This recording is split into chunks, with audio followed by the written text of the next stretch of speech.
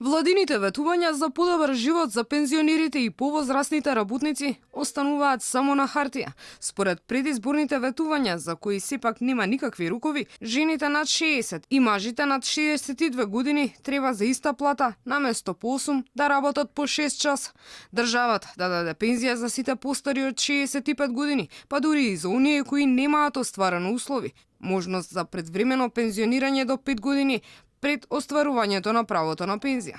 Ова се само дел од ветувањата кои досега на половина мандат на владата не се остварени. Меѓу другите проекти во планот за живот, кои во него се повторени и по неколку пати, стои: Ке субвенционираме сместување во старски домови за пензионерите со ниски примања, без подршка од семејството и без сопствен имот. Ке воспоставиме пензионерски заедници со организирано домување на стари лица во населби во кои домувањето ќе биде обезбедено по поволни цени, со лесно достапни медицински и други служби, со понуда на прехранбени продукти по поволни цени.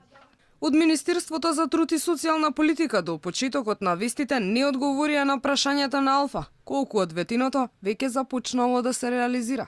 Наместо да добијат повеќе, пензионерите го губат и она што досега го има. Во формулата за зголемување на примањата повеќе не е вклучен растот на просечната плата, туку само на трошоците за живот. Ова буквално значи помало покачување секоја година, кое во просек би било по околу 1%. Ние сме со устав социјална држава, со социјална еднаквост, а овие пензионери кои работеле долго време заслужуваат да имат и подобар стандард и достоинствен живот.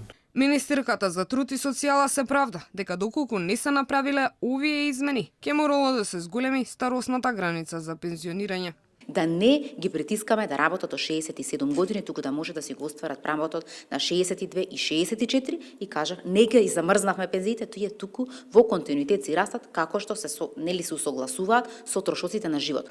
Лани просечната пензија во земјава изнесувала 14.421 динар, но дури 170.000 пензионери имале пониски примања од просекот. Според последните податоци, 7,7% од пензионерите и покрај примањата живеат во сиромаштија.